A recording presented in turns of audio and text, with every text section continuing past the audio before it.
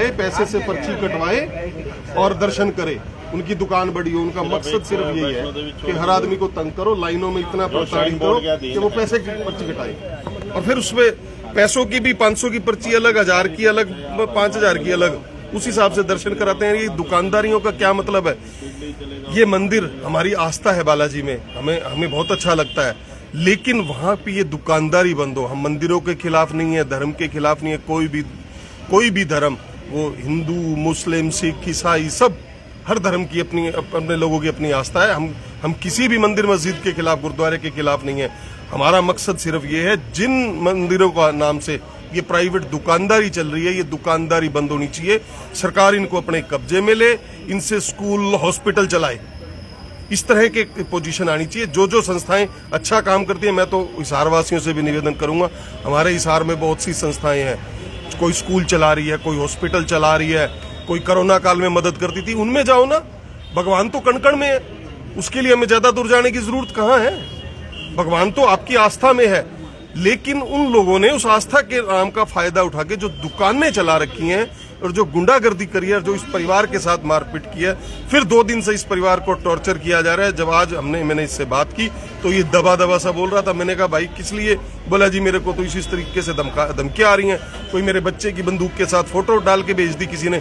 बोला ये परिवार तो ऐसा था, इस पे भी मुकदमे दर्ज हो जाएंगे, तेरे लड़के पे SC ST टैक्स लग जाएगा। अरे यार अभी तक ये धमका रहे हैं और इससे कल गलत बयान ले लिए। आज हमने क्लियरली इससे बात की, अगर संजय आप इस लड़ाई को लड़ना चाहते हो तो हम आपके साथ हैं। इसका परिवार, महिलाओं से मैंने बात की, वो कहते जी इसको दबा दिया था, लेकिन हम किसी भी सूरत में अब तैयार नहीं है कि हम माफी मांगेंगे या वहां जाएंगे।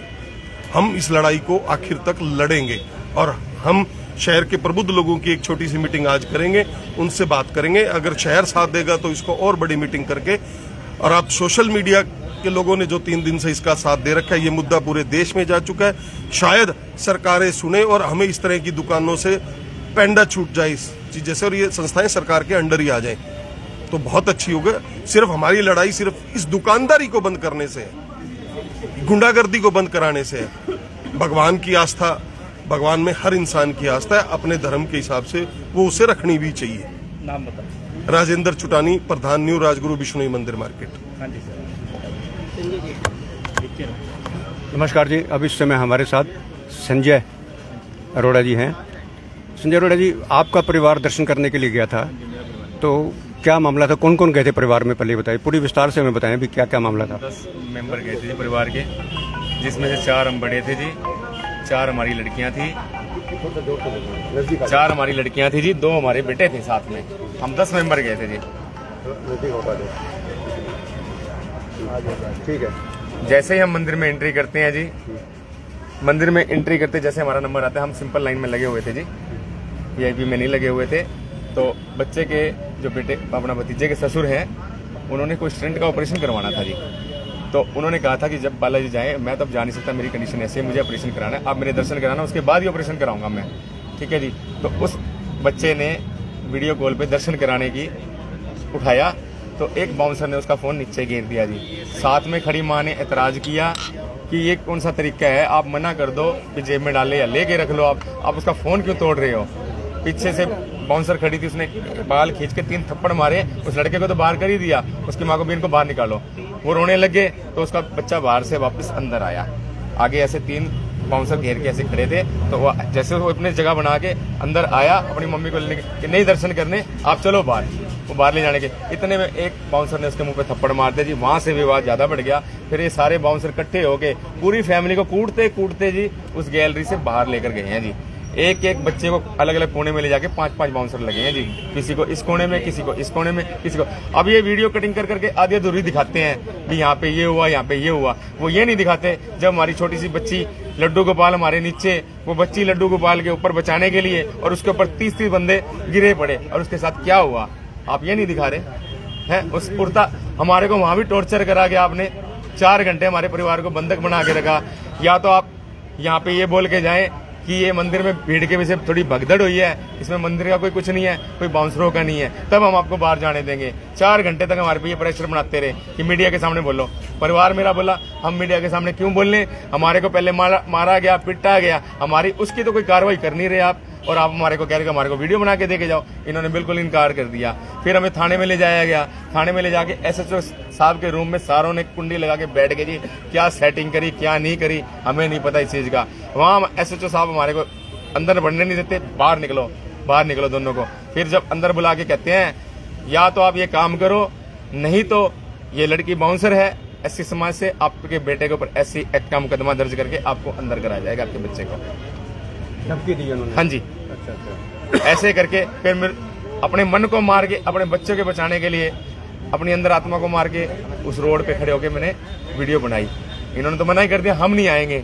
लेकिन मैंने कहा कि चलो परिवार का मुखिया मैं हूँ जी, कोई बात नहीं मान रही लेडीज, आपको तो वीडियो से मतलब है, मैं दे देता हूँ। तो मैंने ये कह के अपना पेंडा छुटवा के जी उनको दे के वहां से गाड़ियां भगाई जी मैंने। और उसके तुरंत निकलते ही बाद पत्रकार ने टोल क्रॉस करते ही फोन आया और हमारी वीडियो ली। तब हमने वीडियो दी जी कि हमारे साथ ये कांड हुआ है जी और हम ऐसे बच के निकले हैं। उन्होंने वीडियो बनाने के बाद वो वीडियो डाली और हमें बोले कि आप बस गाड़ियां भगा लो, कभी आपके पीछे आके कोई रास्ते में आपके साथ अनहोनी ना हो जाए।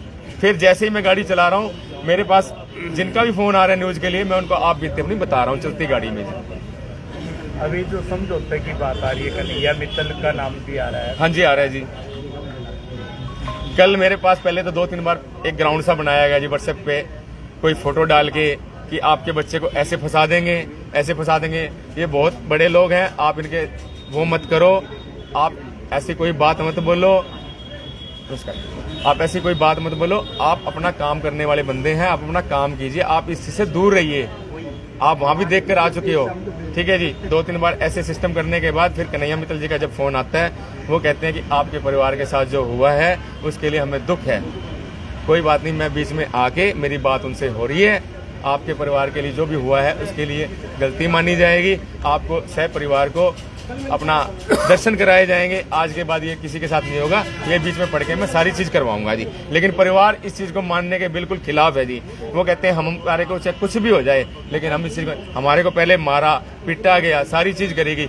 आज हमारे को किस लिए बुला रहे हैं वहाँ पे, आज हमारे को किस लिए बुलाया जा रहा है? वो तो इतनी बात भी कह रहे थे थाने के अंदर कि ये तो श्रद्धालु नहीं लगते। जब हमने ये बात कही हम श्रद्धालु लगते, क्या हम जानवर हैं? हमने SHO सामने के सामने भाई ने ये बात कही कि क्या हम जानवर हैं? हम यहाँ क्या करने आए? हम इतना तेल फूक के आए अपने बच्चों को, क्या हमने लड़ाई झगड़ा करने के लिए आए हैं यहाँ पे? हम दर्शन करने के लिए आए होंगे। और आपने हमारे साथ क्या करा? और मन में हमारे टेस्ट तो ये थी कि इन्होंने हमारे को सरासर ब्लैकमेल करा है हमारे बच्चों के। अगर हमारे बच्चे ना होते, मैं अकेला गया होता या मेरे साथ 4-5 कोई और यंग गए होते, तो हमारे साथ क्या पता ये बात ही ना होती। बिठा लो जी हमारे को अंदर, चढ़ा दो हमारे को फांसी। अगर सच बोलना भी गुनाह है तो चढ़ा दो फांसी। तो मेरी तो प्रशासन से यही है जी, मुझे मेंटली हरासमेंट करते हैं, दबाव डालते हैं, लेकिन मैं दबने वाला नहीं हूँ जी। प्रशासन से मेरी गुहार है कि हमारे को न्याय दिया जाए, इनके खिलाफ कार्रवाई करी जाए, VIP दर्शन बंद करे जाएं, जो VIP इन्होंने चला रखे हैं, आम आदमी को दर्शन कराए जाएं और सरकार अपने अंडर में ले और इनके खिलाफ सख्त से सख्त कार्रवाई करी जाए जी। MLR भी कटवाई आपने? हाँ जी MLR कटी हुई है जी।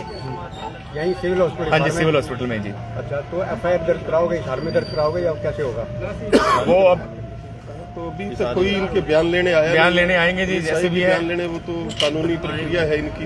अच्छा, तो मुझे लगता है कि वहीं से पुलिस आएगी, बयान लेगी, क्योंकि FIR तो वहीं होगी। तो जब तक नहीं आते, वो इनका दबाव है या कोई प्रशासन का दबाव इन पे है कि पुलिस नहीं आ रही बयान लेने, देखते हैं। ये एक बात और सबसे बड़ी बात ये है कि ये जो कन्हैया मित्तल जी बीच में आए हैं, तो ये दबाव डालने की कोशिश कर रहे हैं। फिलहाल तो आप कह रहे हो कि मैं हम दबने वाले नहीं हैं। नहीं, अब दबेंगे नहीं जी। अब तो कोई हमारी गर्दन भी उड़ा देगा ना जी, हम नहीं रहेंगे। क्योंकि मैडम ने एक ही बात कही है, या तो आप ये सोच लो उनका प्रेशर सह लो, या फिर हम जहर खा के मर जाएंगे सारा का सारा। हमारे साथ इतनी होने के बाद, हमारी बेटियों की इतनी इज्जत उछालने के बाद, इतनी बदसलूकी होने के बाद हम क्या करने जाएं जी उस दरबार पे? इन्होंने रात से मेरी यही बात चल रही है जी, रात भर फिर मैं नहीं सो पाया। इन्होंने मेरे दिमाग में ऐसी टेंशन कल फिर डाल दी, ऐसा ग्राउंड बना के। अब उन्होंने, मैं मेरे परिवार को मरता हुआ नहीं देख सकता जी। कोई बात नहीं, मैं मरने के लिए तैयार हूँ जी, मैं मेरे परिवार को नहीं मरने दूंगा। बस मैं इस लड़ाई में खड़ा हूँ, समाज मेरा साथ दे जी, पूरा हिसार मेरा साथ दे, मैं इस लड़ाई को जोरों शोरों से लड़ूंगा। बस जो ये लड़ाई शुरू हुई है, आखिरी कदम भी पीछे नहीं हटाऊंगा जी मैं, अब कुछ भी हो जाए। फिलहाल यही मांग है कि VIP कल्चर खत्म हो। हाँ जी, और जिन्होंने मार पिटाई की उन पे एक्शन हो, और ये मंदिर भी सरकार अपने अंडर में ले जी। इस तरह के सभी मंदिरों को सरकार अपने अंडर में ले, और ये जो प्राइवेट दुकानें हैं इनको बंद करे। एक ही डिमांड के साथ हम लोग अपना संघर्ष करेंगे।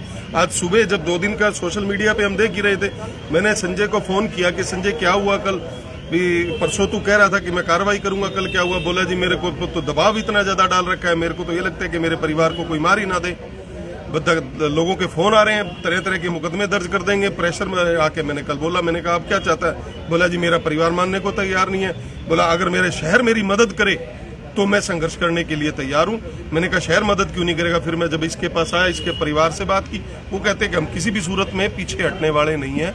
अगर ये ऐसा चाहते हैं, हम शहर के लोगों की आज मीटिंग बुलाएंगे, उनसे बात करेंगे, फिर एक बड़ी मीटिंग बुला के और इस संघर्ष को जारी रखेंगे और कोशिश करेंगे कि सरकार इन प्राइवेट दुकानों को बंद करे। क्या काम करते हो जी आप? सर मैं कपड़े का काम करता हूँ। जी, कपड़े का काम करता कपड़े कहाँ पे? हूँ राजपुर मार्केट में जी। अच्छा अच्छा अच्छा, कितने साल से कर रहे हो?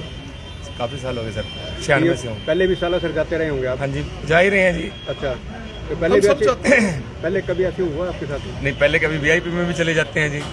जैसे आप कोई बड़ा गया उसके साथ चले गए या किसी के साथ भी चले गए।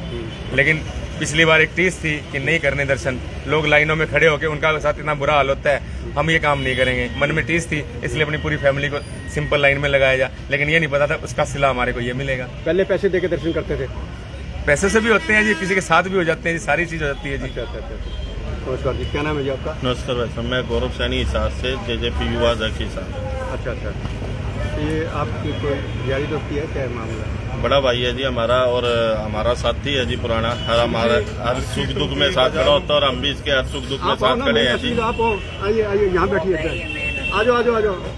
हम भाई के हर सुख दुख में साथ खड़े हैं। जो भाई के साथ हुआ है वो एक निंदनीय और एक दुखद घटना है, और ऐसी घटना भविष्य में आगे ना घटे, ऐसी लड़ाई हम लड़ने का काम करेंगे। भाई के साथ खड़े हैं। जो भाई का आदेश होगा हम हाईकमान से बात करके पूरी जजपा टीम की तरफ से, जजपा हाईकमान की तरफ से जो भी आदेश होगा हम भाई के साथ खड़े हैं और आखिरी दम तक इसकी लड़ाई लड़ने का काम करेंगे। आपके ख्याल में ये वीआईपी दर्शन होने चाहिए या नहीं होने चाहिए? नहीं जी, वीआईपी दर्शन नहीं होने चाहिए, ये सब कुछ बंद होना चाहिए जी। अच्छा अच्छा अच्छा, हाँ जी। ये आपको भी बड़ी दिक्कतों का सामना करना पड़ा वहाँ? हाँ जी बिल्कुल जी, धक्का मुक्की खा के आए हैं जी, बच्चे नीचे, जनता बच्चों के ऊपर। उन्होंने तो पुजारियों ने तो एक धंधा बना रखा है जी, भगवान के नाम पे धंधा बना रखा है। हाँ जी, ये वीआईपी लाइनें बंद होनी चाहिए, बाउंसरे हटने चाहिए, सरकार के अंडर में मंदिर जाना चाहिए जी। अभी कुछ समझौते की बातचीत चल रही है, आप तैयार हैं समझौते के लिए? हाँ जी, हमने कोई समझौता नहीं करा जी, ना ही करना। जनता हमारे को सपोर्ट करे, जनता हमारे साथ खड़ी है, हम डट के मुकाबला करेंगे। आपकी वैसे मांग क्या है अभी इस समय? उन पे एक्शन होना चाहिए, पुलिस कार्रवाई होनी चाहिए, या कुछ और मांगे भी है? हमारी तो मांगे यही है जी, उन पे सख्त सख्त कार्रवाई होनी चाहिए। हाँ जी, जैसे उन्होंने बताया बाउंसर भी हटने चाहिए, ये सरकार अपने नियंत्रण में। बाउंसर हटने चाहिए, वीआईपी लाइनें हटनी चाहिए, और सरकार के अंडर में मंदिर जाना चाहिए। पैसा तो जनता का भक्त, इनका जो जनता दर्शन करने जाती है सारा पैसा तो उनका ही बर्बाद किया जा रहा है। आज 100 से प्लस बाउंसर आज सालासर के अंदर हैं, 100 प्लस ही खाटू श्याम के अंदर हैं। ऐसी कई संस्थाएं, कई बड़े बड़े जो धार्मिक स्थल हैं जहां पे प्राइवेट लोगों ने कब्जा किया हुआ है, इनके भी आपस में गुट बने हुए हैं कि कब्जा करने के लिए इन कब्जाधारियों को दूर करके सरकार अपने अधीन, इन मंदिरों को अपने अधीन करके जनता के समर्पित, लोगों की आस्था के साथ खिलवाड़ ना करके लोगों की आस्थाओं को समझने का काम करें। वो छोटा ब्रदर है जिससे भी आप भी पूछो जी। आप भी वहीं थे क्या? मैं वहीं था जी। क्या नाम है जी आपका? मेरा प्रवीण कुमार है जी। प्रवीण कुमार है जी। अच्छा प्रवीण जी, आप भी थोड़ा सा बताएं भाई मामला क्या मामला था और क्यों ऐसा हुआ? मामला तो ये है जी, सिर्फ एक वीडियो कॉल पे दर्शन कराने का ही मामला था। ये कोई ज़्यादा लंबा चौड़ा मामला भी नहीं था। लोग और भी लोगों के हाथ में मोबाइल थे, लिए गए थे, लोगों ने सबने अपने वीडियो वगैरह बना ही रहे थे। ठीक है, अगर आपको उससे कोई आपत्ति थी तो आप कम से कम फोन लेके रख लो। किसी का कोई तरीका होता है, कोई ऐसा रिक्वेस्ट, हाथ जोड़ के भी सारे काम होते हैं, मगर आपने हाथ जोड़ने की बजाय सामने वाले कोई पहले उस पर हाथ उठा के पीटना स्टार्ट कर दिया, तो ये कहाँ तक जायज है जी? वीआईपी लोग जब जाते हैं, जब उनके लिए तो सारा कुछ ठीक होता है, उनके लिए कोई पाबंदी नहीं है, कोई प्रोटोकॉल नहीं है उनके लिए भी, जो जैसे जाएगा वीडियो बना के आए, कोई दिक्कत नहीं है। यानी आम जनता 2-2 घंटे जब लाइनों में लग के धक्के खा के वहाँ पहुँचती है, तो इसका मतलब उसी के लिए सारी पाबंदियाँ हैं। आप भी वहीं थे क्या? बिल्कुल, मैं वहीं था जी। आपको भी चोट लगी है? हाँ जी, मुझे भी अंदरूनी चोटें भी काफ़ी लगी है। बाकी ये आइज वगैरह पे दोनों आंखें ब्लर हैं, जैसे ये स्वेलिंग वगैरह है साइडों में। मेरा वहाँ ब्रेसलेट भी गिर गया, ब्रेसलेट में मेरे वहाँ गिर गया। अच्छा अच्छा, हाँ जी हाँ जी। मोबाइल वगैरह मिल गया आपके? हम मोबाइल वगैरह मिले हैं जी, मोबाइलों पे भी जैसे डैमेज वगैरह है, टूट गए हैं मोबाइल भी। हाँ जी। अभी क्या चाहते हो आप? हम तो यही मांग चाहते हैं जी, जिन्होंने हमारे साथ ऐसा बदसलूकी है उनके खिलाफ सख्त से सख्त कार्रवाई होनी चाहिए। और प्रशासन से भी हम यही चाहते हैं और राजस्थान सरकार से भी हम यही चाहते हैं कि आप इस मामले के अंदर अच्छी तरह देखा जाए इसके अंदर। हाँ जी, बहुत बहुत धन्यवाद जी आपका। और अभी इस समय सबसे बड़ी बात यही है कि इन सब लोगों की मांग यही है कि भी एक्शन होना चाहिए, सरकार भी एक्शन ले और समाज भी एक्शन ले। समाज एक्शन लेगा तभी बात बनेगी। धन्यवाद जी।